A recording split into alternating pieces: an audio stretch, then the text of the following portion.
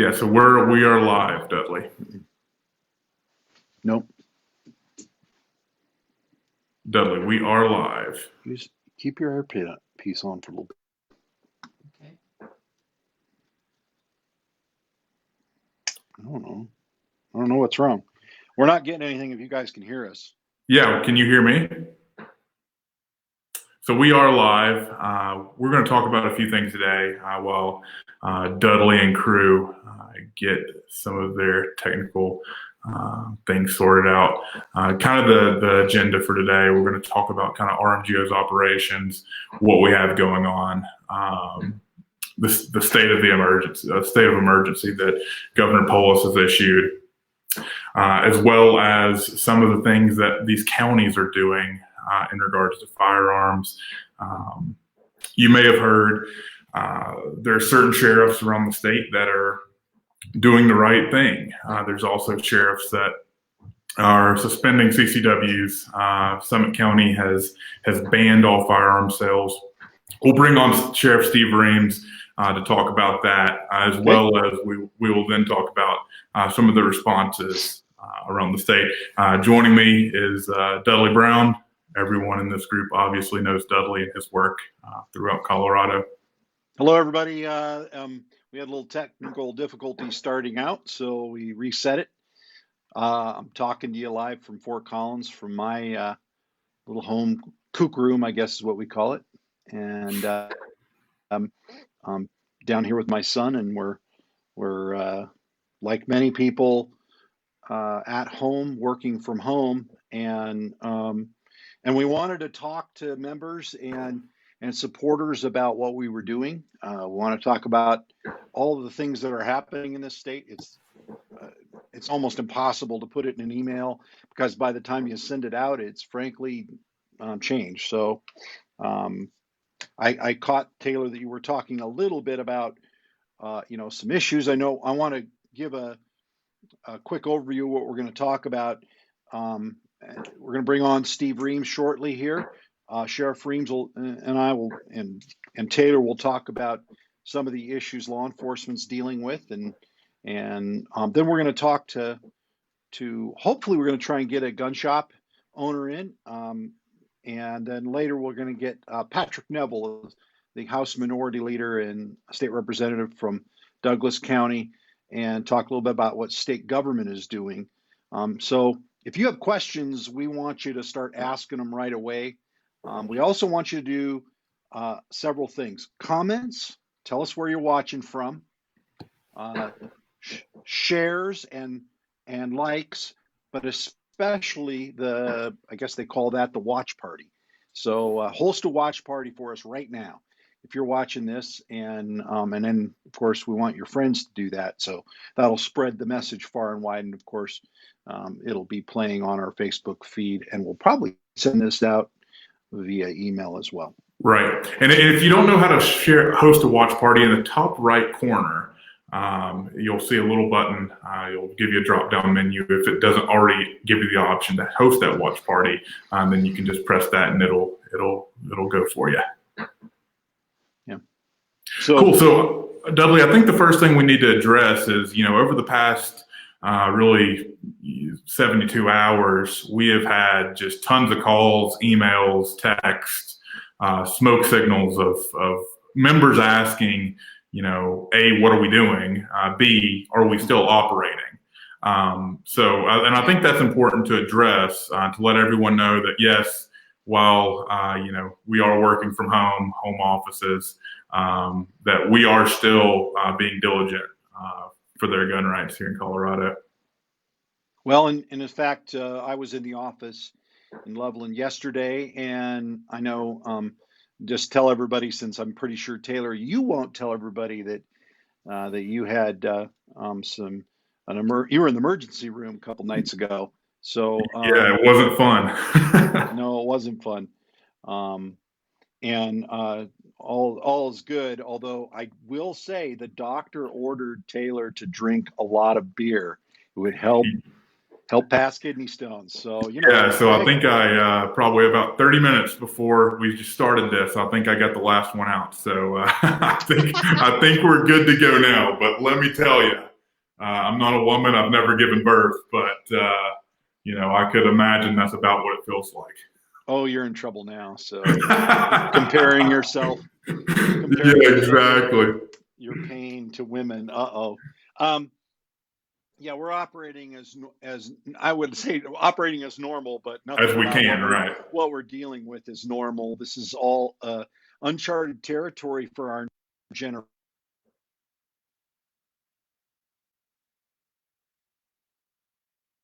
Um, lived through, let's say, the Great Depression. I mean, the stock market drops we're seeing are pretty doggone close to that. I've even seen runs on banks.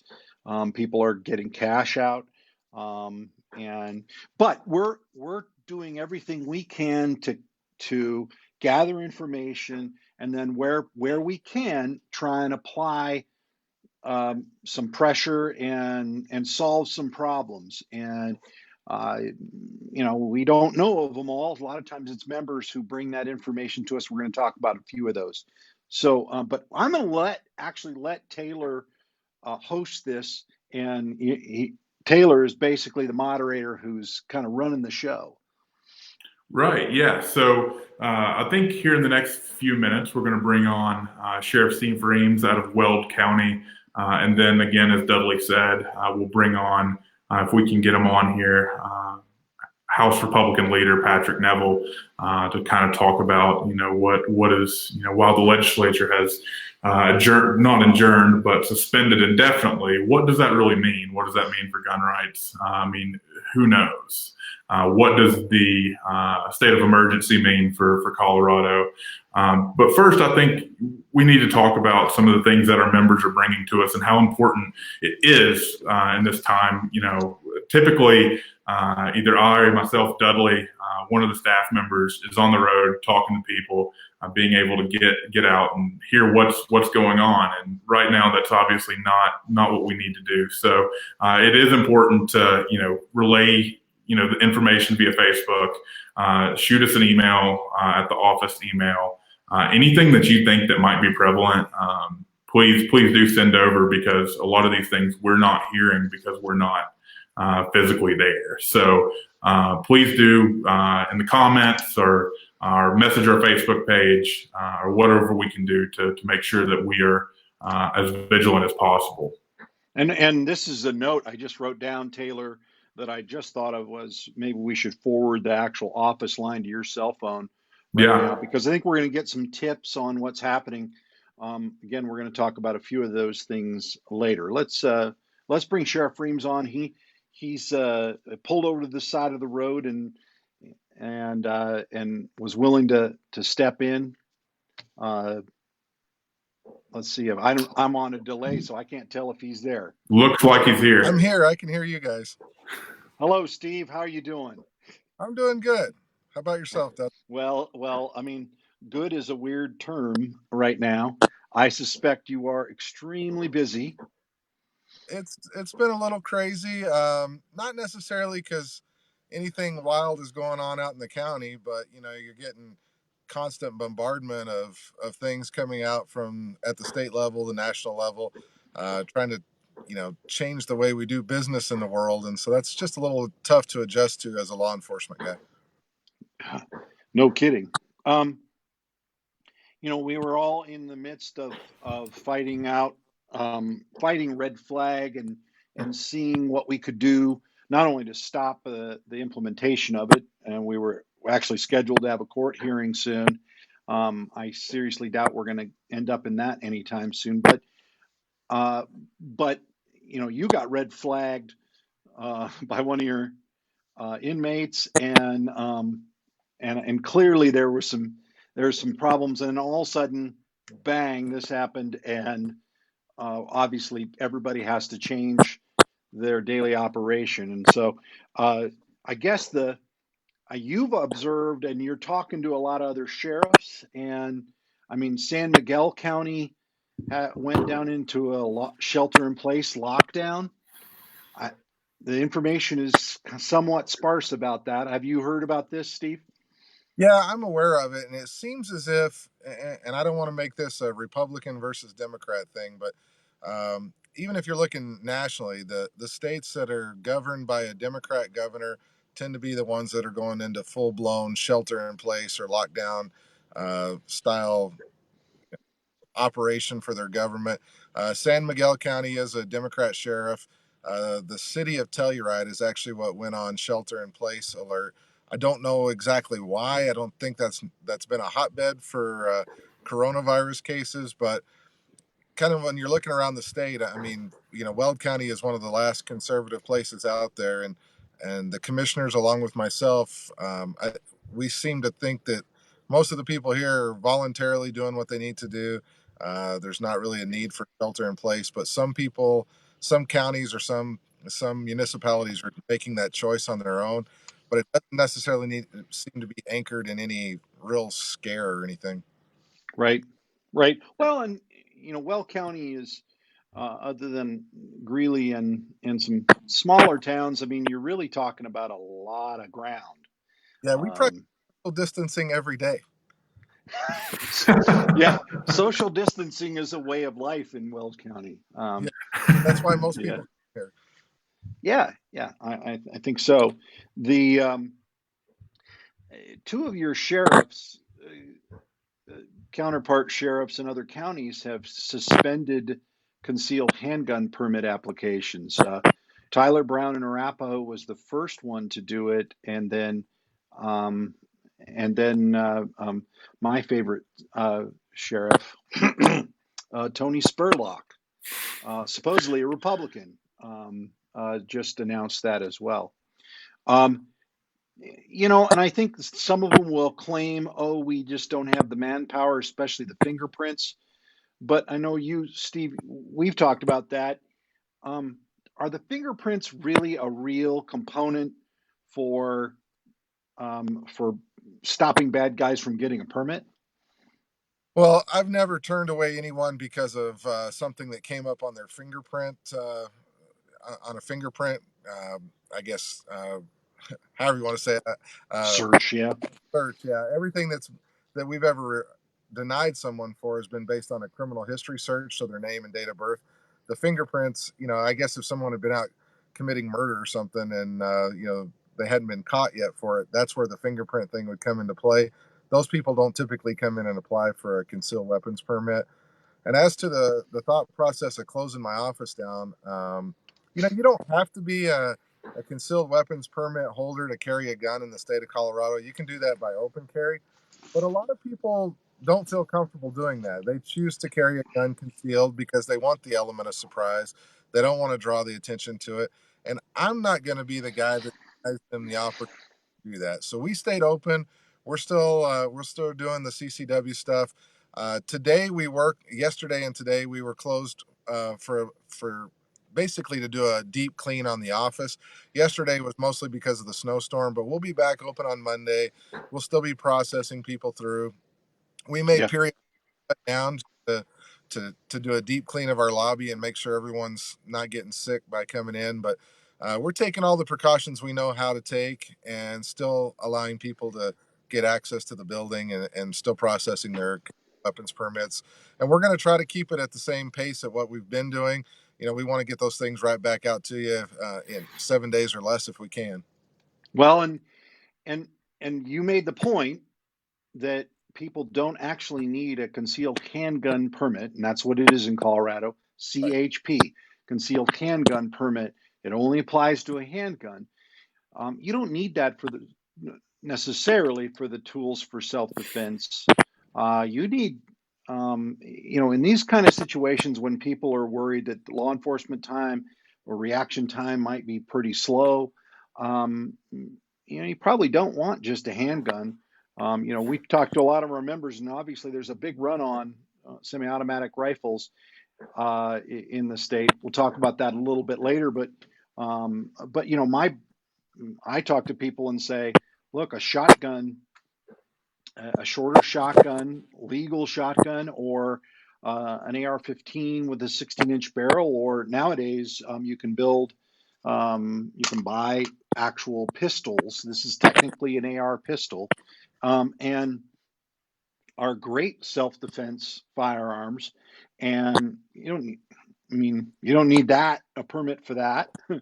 You also don't need a permit for putting a concealed handgun or shotgun or rifle in your vehicle. The Colorado statute actually allows you to carry in your vehicle, not because it's your an extension of your home. It's not by law, but because the law specifically says that, and I played a big role in writing it that way for Colorado's concealed carry law, because I wanted to make sure you don't need a permit in your car. So if you're traveling, you don't need it. Right. All those things are true. And what I'm telling people is we're not in a state of lawlessness by far, but I understand people feeling uneasy. I'm feeling uneasy right now. Things aren't the way they normally should be. And I totally understand people wanting to protect themselves, protect their families. And something you and I have talked about before, all the weapons in the world don't do you any good if you don't have them loaded and you don't have ammunition available to you.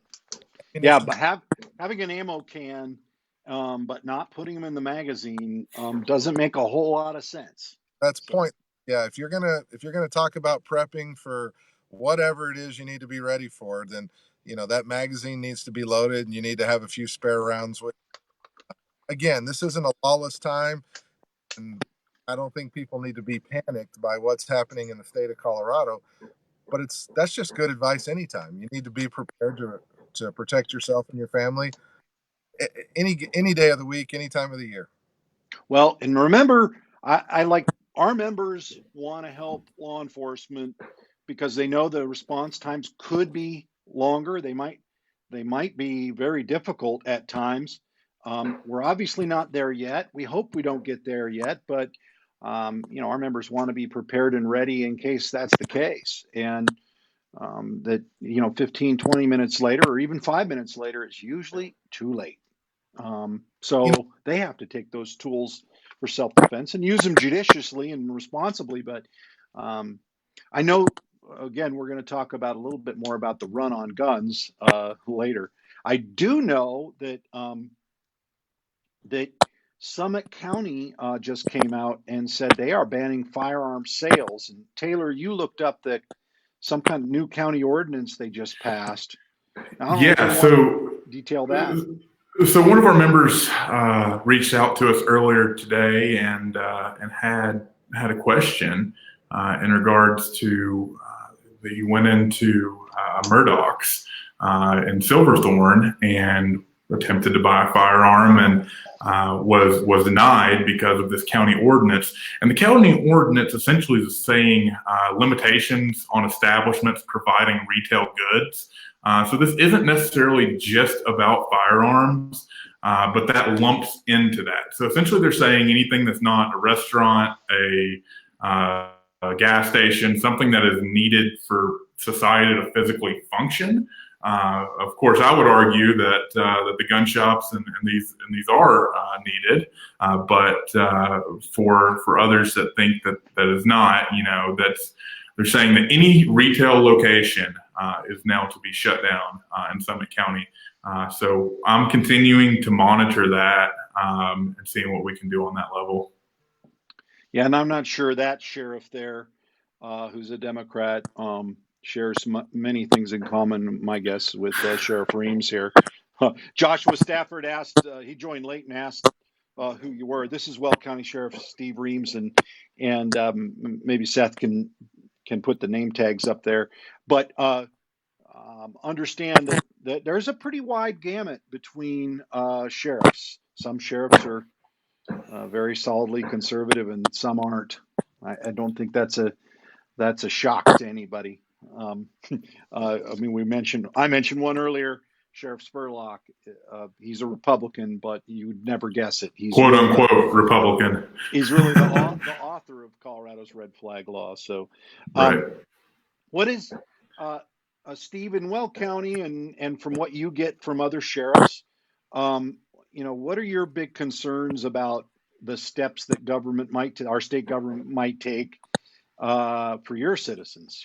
I'm not in Weld County anymore. I used to be. I'm right across the road in Larimer, but do you have like deep concerns about what state government might do with a shelter-in-place order?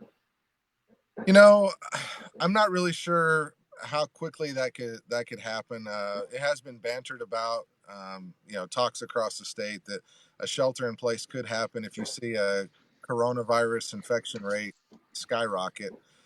That's the only way I really see that happening.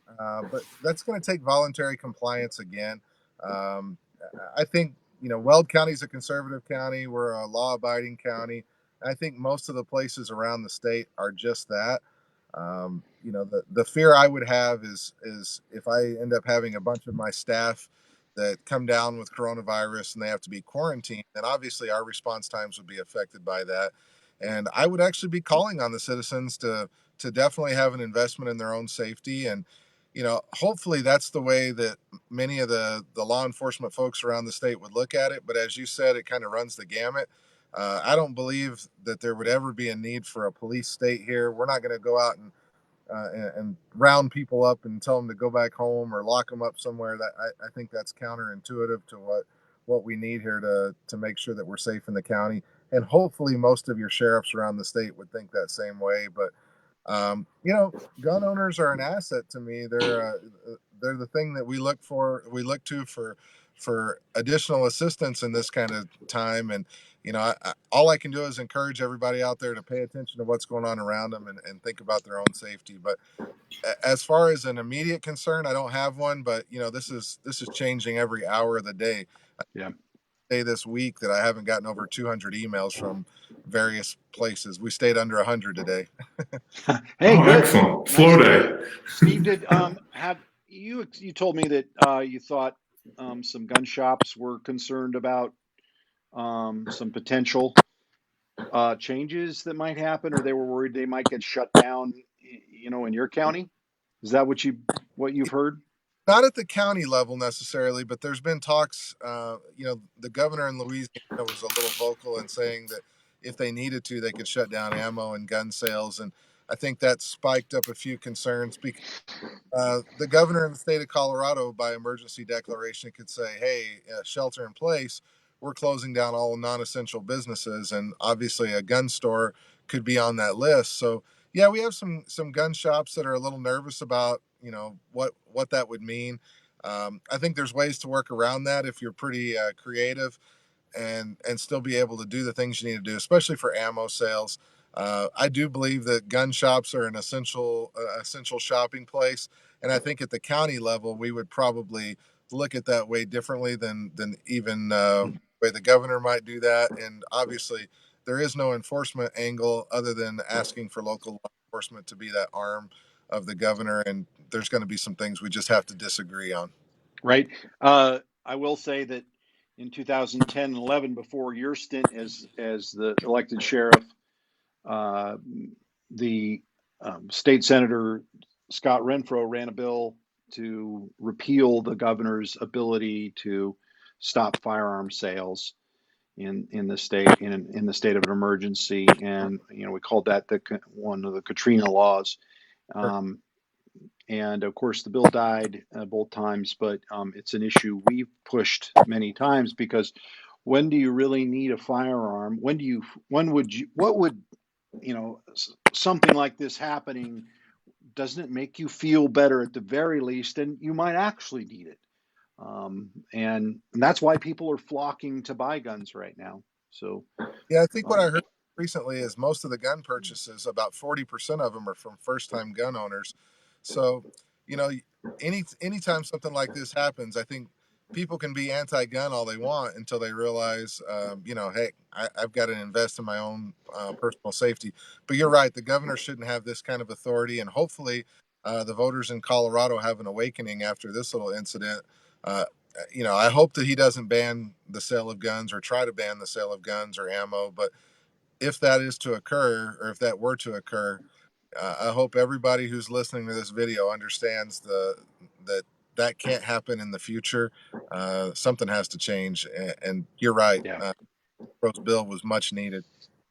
So we're sending a cease and desist order to the Arapahoe and Douglas County sheriffs. I suspect that'll happen early next week. And threatening a lawsuit with them.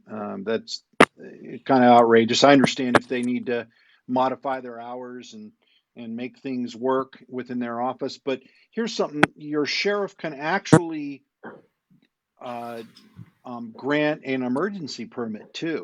I mean, we put that in place in the Colorado law in case, some gal who was being stalked, or she had an ex-boyfriend who all of a sudden threatened her, and she needed the tools for self-defense, needed a concealed carry permit, and then she wanted to do it fast instead of waiting, and that's why we put it in the law. That seems to me like the perfect example for this is definitely an emergency permit situation. So if I were somebody going to apply for a permit, I would tell them apply for an emergency permit if that's Yeah, what you're feeling. I've actually I've issued several of those in my tenure as sheriff, and the only thing I ever ask someone to do is kind of outline in a letter to me, the circumstances of kind of what's going on, just so if someone says, "Hey, this person is using the system," I at least have something to stand on. But in Sure. all, um, that's a very useful tool, and right now is maybe one of those times where it makes the most sense. I issued one just this week, so. Okay. We might even put a call out to all the county sheriffs, reminding them they could do that, and maybe that's a smart move right now. I don't understand. We don't believe if once we pass constitutional carry, you need to worry about it, and it's one of the reasons constitutional carry is such a smart move for states, is that it's just allowing law-abiding citizens to carry. It's not giving authority to anybody who's not legally eligible to carry. If they did, they would be prosecuted under the law. But we passed that in 15 states, and we were getting pretty close in Tennessee this year, and maybe Alabama, and of course a lot of those legislatures are gone. Sheriff, I want to thank you for joining on, and I think Taylor, if we're going to bring our next guest up, and I don't want to go too long. Yeah, so I will remind everyone, Well, I please appreciate do. you guys having me on. This is good for your viewers. Yeah, Yeah, thank you. Thank you so much, Sheriff Reams, and we appreciate everything you do for gun owners and conservative politics in the state of Colorado. Thank you, Steve. All right, thanks, guys. So I will remind everybody to please ask questions if you do have those. That's kind of one of the big points of this video is if you do have questions that we may be able to answer. We may not have the answer immediately for you, but we can definitely get that for you. So please do ask questions. Our next guest is supposed to be Pat Neville, who is the House Republican leader. He is having some tech issues getting on. But we can talk about the county assemblies and kind of what that looks like right now. I mean, the best advice I can give you if you were elected as a delegate to your county assembly is to check with your party, whether it's Republican, Democrat. If something's wrong with you, I guess, whatever party you belong to, make sure that you are checking with them, the county party specifically. So every county is acting a little bit differently. So I'm in Denver County. They are doing everything online. It's all going to be transmitted via a survey, and all of the resolutions and things like that are going to be presented online. I know up in Weld County, they're actually meeting in person, but they're meeting within their cars. So you do need to check with your county party for that information. The next thing you need to do is if you were elected and you did get at precinct caucus and you did get the red flag resolution passed at precinct caucus, it's kind of your responsibility to make sure that progresses up the line, to make sure it goes to the state convention whenever that may be held. As of now, they're still on for April 18th, but I would envision that is changing in the next few days. Well, and to be honest, if we, we might even, if we had the time, we'd probably even have a resolution about the that's a little more relevant to this particular circumstance right now, which is should government restrict or your ability to possess firearms, and that's right now that's what most people are really concerned about. They don't really want to. They want to make sure that government isn't sticking their nose in when they most need firearms. And but if you were elected delegate, in some cases, yes, they're doing like a drive-through voting. There's also I know there's some places are talking about electronic voting. Understand that as this legislature was kind of waning days of in the state capitol, they were trying to figure out how to handle this, and so they had to pass some enabling legislation real fast. And I wish we had Patrick on because he could tell you all the little details. I was remaining in pretty close touch with his office and him and a number of legislators because of course that could have turned pretty sour. Many states that the National Association for Gun Rights is tracking and working on legislation are postponing elections and postponing primary elections, moving the dates back because frankly they couldn't conduct them. I think Indiana was the state that just decided just a day or two ago. So right, and Colorado may do the same if with our caucuses. So that's why it is important. If you were elected delegate and you have not heard anything, please get on their website. Most of these parties either have a website or a Facebook page where you're likely watching now, and just shoot them a message, and they should be able to respond to you of what their process is. So with that said, I guess we can transition a little bit more into some of the legislative topics. So I act as your lobbyist down at the Capitol. As of right now, we don't know when they're going to come back. We don't. It could be. It was originally scheduled for the end of this month, but they were just going to come back and it was going to be all fine. Now they have suspended indefinitely, so we're holding out. There are a few pending bills that could be in effect, could be talked about. The safe storage law, the mandatory. I'm losing the mandatory reporting for lost and stolen firearms, as well as a couple of others that aren't directly at guns, but they're somewhat indirectly affecting gun owners across the state. So, as always, we'll be monitoring that closely to make sure that that we can hopefully fight that off. Well, and Pat, Taylor, many gun owners are probably saying there is a silver lining in this big cloud, and that is the legislature is not in session. Right, they can't take our rights away from us. Now just the governor can, which is a little scarier than the legislature. That is concerning to many, I know. And by the way, Taylor, I can't see any of the comments right now. So if you want to bring any comments or questions that pop up, you're going to have to handle that. Yeah, I can see some of the things. A lot of the discussion right now on the board is talking about concealed carry classes, what that looks like for gun owners across the state right now. I've actually heard of a couple of groups that are looking at the possibility of renting out drive-in theaters to host classes, which would essentially make it be in person. I love the ingenuity. It would be in person. I love the ingenuity. So I've seen that from a few people. So maybe that's a way that you can get your concealed carry if you're not already possess that. But maybe we're going to run another video. We're going to try and do videos every couple of days here now. But a reminder to everybody who's watching. I know they're worried about concealed carry. There's, except for just a couple areas in the state, you can carry openly. And I know some people are not comfortable with that, but this is kind of a weird situation. I probably carry openly 80% of the time, and who cares? I don't care if anybody sees that I carry a gun.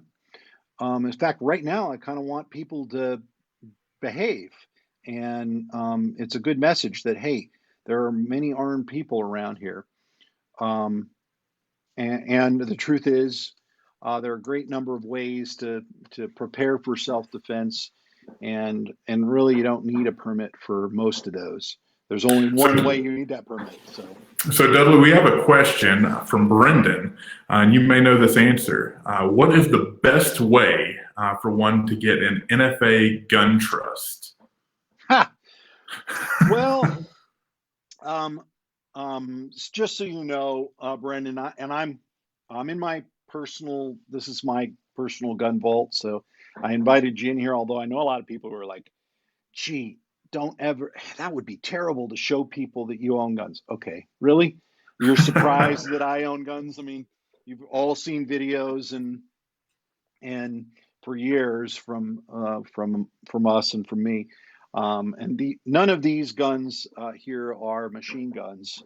Those are all at the office, locked in a very big vault, and those are really used for education and things like that for RMGO and NAGR.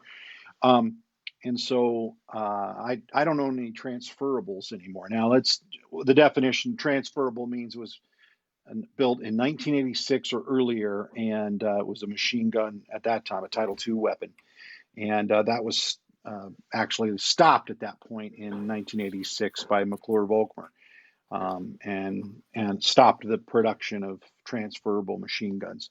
And so those are rising in value pretty heavily. Of course, many people have SBRs, short-barreled rifles, short-barreled shotguns, or basically short weapons that don't fit within the NFA or won't fit within Title I weapons, and they they can't do that. And that's one of the reasons I know a lot of people, it's very popular right now, are now building AR pistols, and it's because you can use this shoulder brace or pistol brace that was really meant initially for handicap, but the ATF ruled, at least now, has ruled that that it's legal to possess these on the pistols and in this format, and shoot the weapons with this in your shoulder. That could all change. Those of you who paid any attention to this administration know that Donald Trump is one of the worst presidents in American history on guns, unfortunately, and so that could change. You're kidding. Quickly. Yeah. Taylor, you're being facetious. And so this is like a lot of people wanted SBRs and short barreled rifles, and for so many years, so they can have a short AR. Well, with a shoulder brace, a pistol brace like this, you can actually own a pistol, and this is an SBR. What people would look at is very similar to an SBR, and so. Now, how do you do it if you do want to do the gun trust? You really have to have the services of an attorney. There are some gun shops that have kiosks that can set it up for you, but you basically need to set up a trust, and so that you and others within that trust can possess those firearms. So that's the answer. Cool. It's a kind of a little complicated. Trusts are a little bit tricky, and they take a little bit of setting up. Once you got them, though, they're not a bad option. Right. So while we're on the topic of gun shops, I think the biggest hot button issue in the state right now is the background check waiting times. You can't find ammunition anywhere within the state of Colorado, and what that looks for shop owners. Actually, we had JD Murphy lined up from Triple J Armory. He just texted me. He said that there's a line out the door because they just got a shipment of ammunition, and that people have been waiting on it. So, and the one thing that we're seeing is, or the one thing that I'm seeing is you can't find a couple of things. You can't find 223 or 5.56, and you cannot find 9mm. Right. And I think my opinion is, every gun owner for the most part owns a 9. Of course, we're going to see in the comments of why every 40 is better, or why every 45 is better. But most gun owners own a 9 at some point. And in my experience, you're like, oh, well, I can get 9 ammo whenever, right? So, and when this happened, when the uncertainty of the times happened, we're sitting here and we're like, well, I'm only sitting on 500 rounds of 9. Maybe I need to go get another couple thousand. What does that look like? So, Well, to us old coots who, I'll confess, used to be a 1911 bigot and 45 caliber bigot. If our saying was, if they're worth shooting with small holes, they're worth shooting with big holes, and so we were all like 45 aficionados, and if you shot a 9mm, you're a wuss. Those were what we called poodle shooters. But bolt technology's changed, and of course, there's no scripture that says that, and so and I carry all different sizes. So, but you're right. It's very difficult right now to get a hold of ammunition. I'm reminding everybody that right now, you need to fire if you just got a firearm, you really just need some rounds to practice and or the enough to fill a couple of magazines for self-defense. You don't need to buy 6,000 rounds now. Now I'm not saying don't buy 6,000 rounds. When I was asked by a reporter a long time ago, when they said that it was terrible that a guy had 5,000 rounds, and they said, "What do you call 5,000 rounds?" I said, "Running low." Yeah. So, but I want to remind, especially if you're a new shooter and you just purchased a firearm and you don't know what to do. Let me give you some quick advice, okay? Because you most likely you're at home.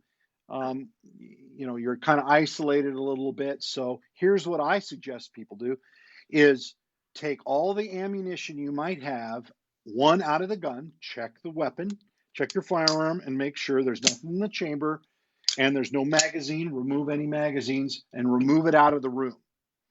And then find a concrete wall, a safe wall, some people use a refrigerator, and use that to practice dry firing. And there's plenty of YouTube videos out there that can instruct you through that. But practice that really, really slow trigger pull, very deliberate, and sit around and practice that for hours. Now, let me tell you, some people say, "Oh, that's lame." Well, the simple fact is, the world's best shooters spend most of their time dry firing. Let me give you two examples. Rob Leatham is one of the best handgun shooters in the world, and I was talking to Rob Leatham. I don't know, it was a long time ago, 10 years ago, and he told me 80% of his practice is dry fire. Makes sense. And those of you who doubt that, go online and go to T-Rex Arms and look at a guy named Lucas Bodkin from T-Rex Arms, and he takes a Japanese citizen who came over to the U.S. and had never fired a firearm in his life. However, he shot a lot of airsoft. He practiced all the time with airsoft, and a lot of the airsoft guns have the exact same controls. They're the same size, and many of them are very close to the same weight as let's say an AR or a Glock or something. And he took that guy and put a live pistol in his hand and then walked him through. And within 3 minutes, this guy was shooting way better than any SWAT team member. And what it proved was that dry fire works. It really does. So try dry firing. And to those of you who just got a firearm, again, practice it that way, all the ammunition out of the room. If anything, have one magazine that's empty. So you're practicing those mag changes and things like that. It's really good practice. And of course, practice doesn't make perfect. Practice makes permanent. So don't practice with any mistakes. Practice perfectly, very slowly, methodically. So I could go on for an hour on that world, but I won't. I do want to say that right now, if you went out to buy a firearm, you're going to be a patient person because the wait times right now. I think the one we heard this morning was, or no, it wasn't this morning. It was about an hour ago. 2 days, 22 hours, and there are almost 10,000 people in the queue right now.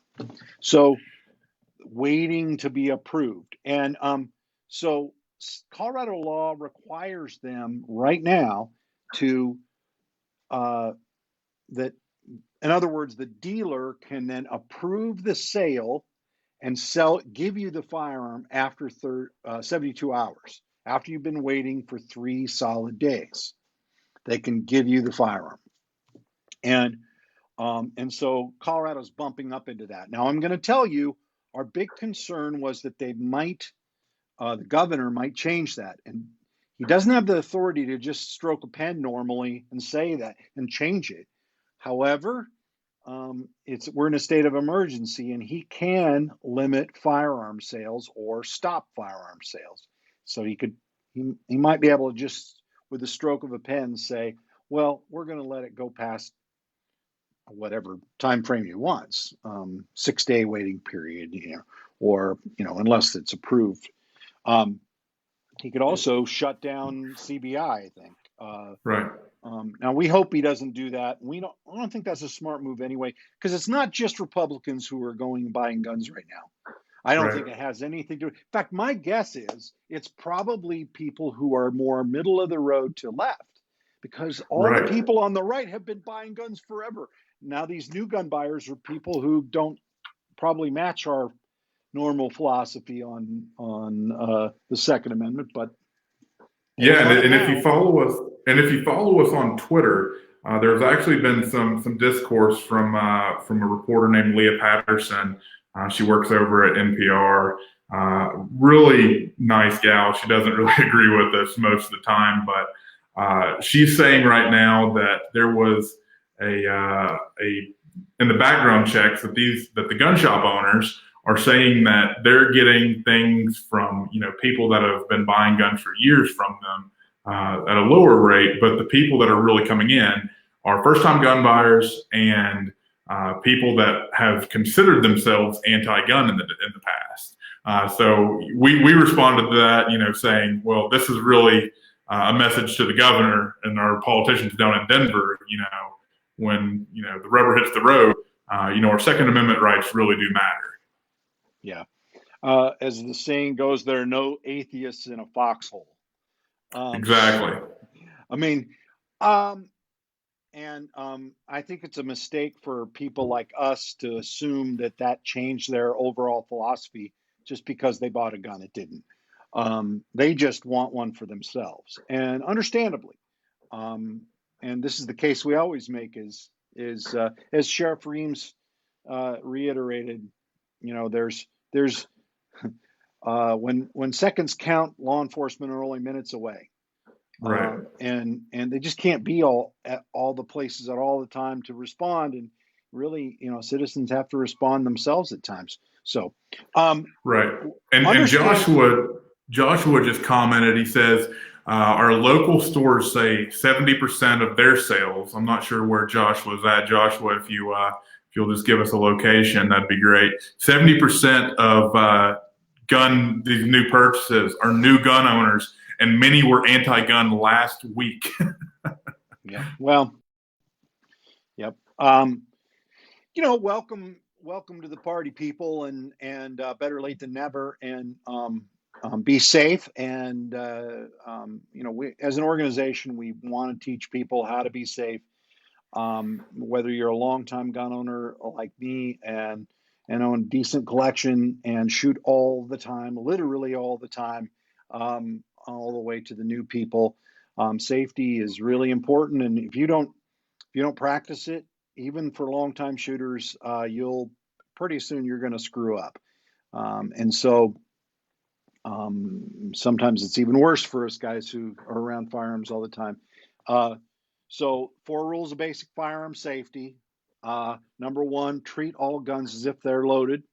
Okay, even though that's not true, they're not always loaded. Always treat them as if they are loaded. Number 2 is never let the muzzle cover anything you're not willing to destroy. So I would never swing this muzzle around toward somebody, a person, or a dog, or something you're not willing to destroy. I can replace drywall, I can replace a refrigerator, can't replace a person. Okay. Number 3 is never let your finger touch the trigger until you're ready to fire. Okay. So that means your trigger finger is straight. You always pick it up just like you're going to shoot it, except trigger finger straight, and never touch that trigger until your sights are on the target. Okay. And you're ready to shoot. And number 4 is know what's between and behind your target. Those rules of firearm safety, and I didn't write them. They're decades old. Those 4 rules are the most important. I would have written them differently. I think number 2 makes the most sense. Not willing to, don't point at anything you're not willing to destroy. But I always teach it in that order, and I teach anybody who will listen those rules, and you're less likely to hurt somebody inadvertently. And there is no such thing as an accident with a firearm. It's negligence. So. Right. So Jimmy just said, how about we just stick to the Colorado Constitution? I would agree with that.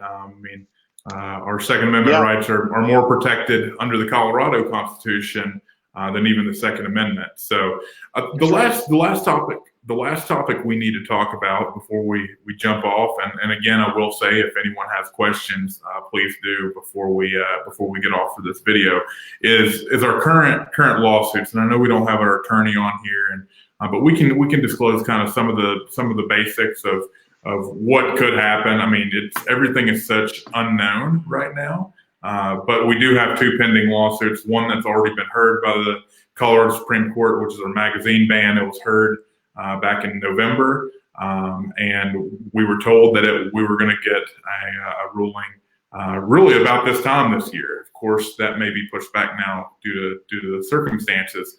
Secondly, is our lawsuit against the red flag bill, which attacks the procedure that it was passed under. We have a court date set. For the 18th, I believe. Of course, that is most definitely pushed back. Yeah. So let's talk first about the magazine ban. This is a lawsuit to overturn the 2013 ban on magazines that are greater than 15 rounds.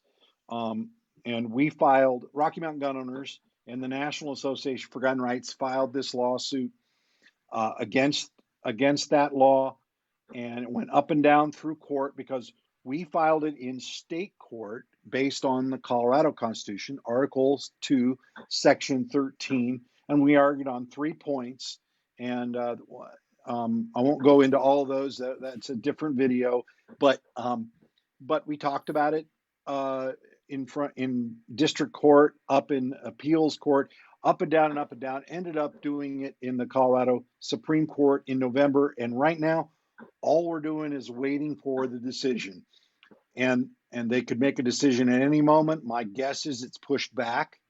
But our hope is that decision would be to overturn the magazine ban and throw it out. I don't know. Won't bet on it, because every time I predict something with court rulings, I know it just never happens that way. And even when we pay attorneys to predict it, it rarely happens that way. So, but we felt like as an organization, it didn't really matter. We had to make a run at it. There was another court case that was filed actually slightly before ours in 2013 that had all the sheriffs join on. and Dave Kopel was the attorney. But my opinion of Dave Kopel is pretty poor, and he's a terrible attorney.